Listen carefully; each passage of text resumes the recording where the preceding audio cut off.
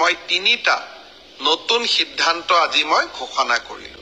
এটা হল যে আপোনালোকে OMR সিটটো যিটো সিটত আপোনালোকে আনসাৰ কৰি আহিছে তাৰ ফটোকপিটো অহা 27 তাৰিখৰ পৰা আপোনালোকে সংগ্ৰহ কৰিব পাৰিব সেৱাৰ কাৰ্যালয়ৰ পৰা।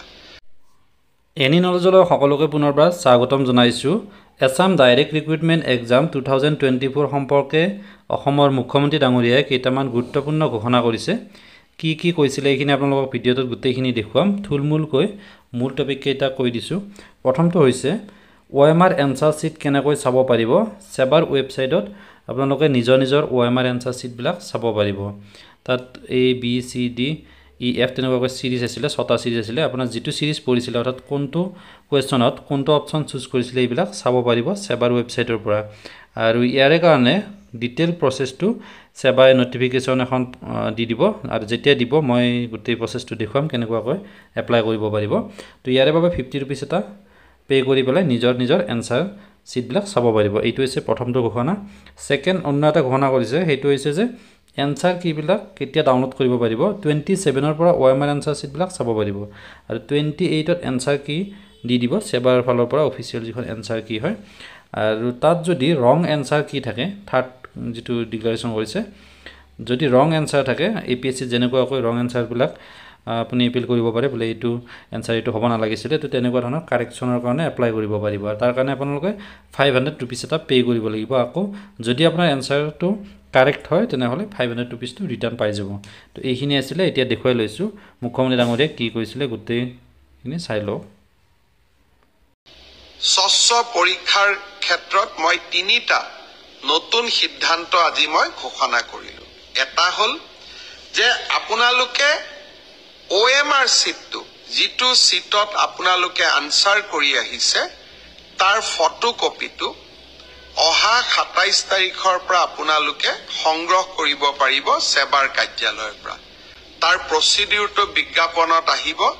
50 টকা দি আবেদন কৰিব লাগিব।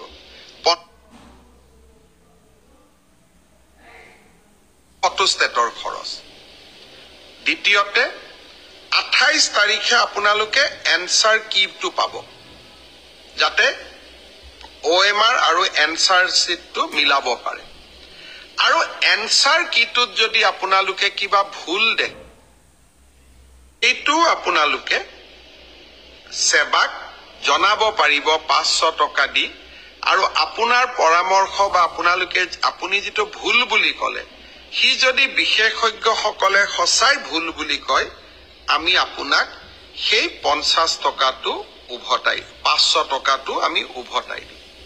তৃতীয় বৰ্গৰ ADRE পৰীক্ষা সমাপ্ত হ'ল। এতিয়া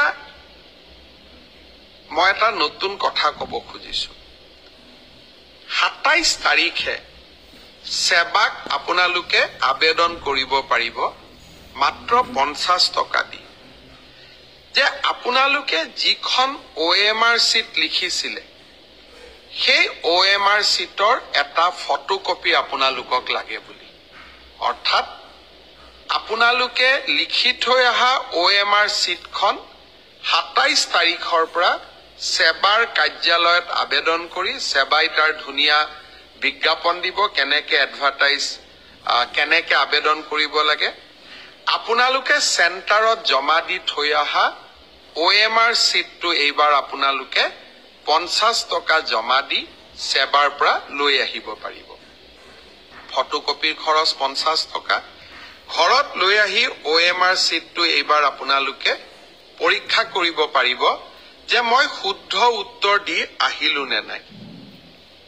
শুদ্ধ উত্তৰটো কি? 28 তাৰিখে আমি এনসাৰ কিটো সেৱাৰ ৱেবছাইটত আমি প্ৰকাশ কৰিম।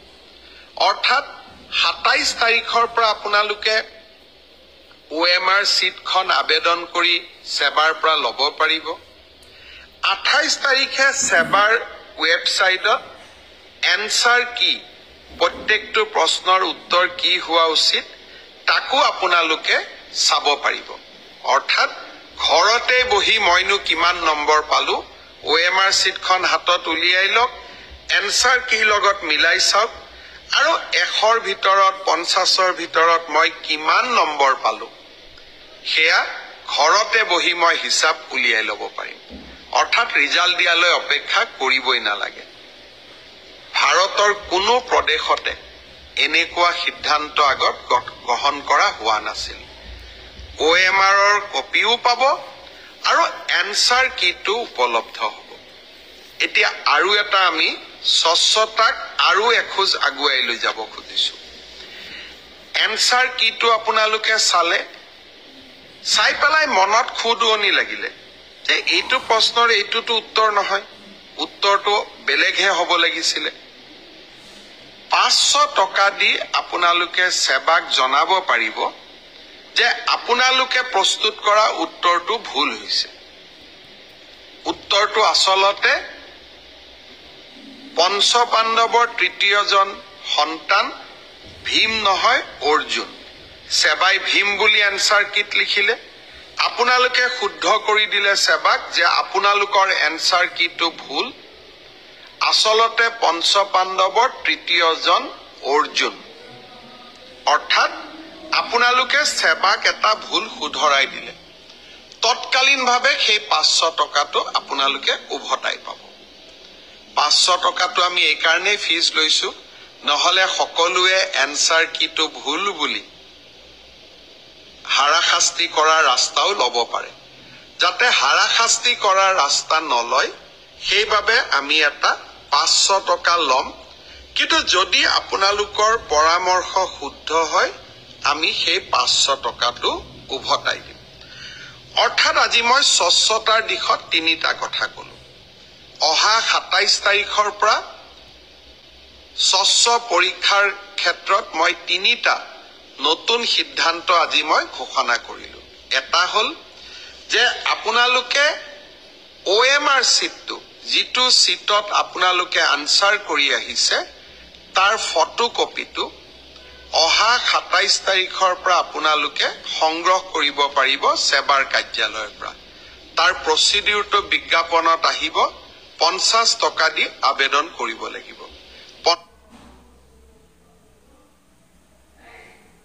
ফটোষ্টেটৰ খৰচ দ্বিতীয়তে 28 তাৰিখে আপোনালোকে এনসাৰ কিটো পাব যাতে OMR আৰু এনসাৰ সিটটো মিলাব পাৰে আৰু এনসাৰ কিটোত যদি আপোনালোকে কিবা ভুল দে এইটো আপোনালোকে সেৱাক জনাব পাৰিব 500 টকা দি আৰু আপোনাৰ পৰামৰ্শ বা আপুনি যেটো ভুল বুলি কলে হি যদি বিশেষজ্ঞসকলে সঁচাই ভুল বুলি কয় আমি আপোনাক সেই 50 টকাটো উভতাই 500 টকাটো আমি উভতাই দিম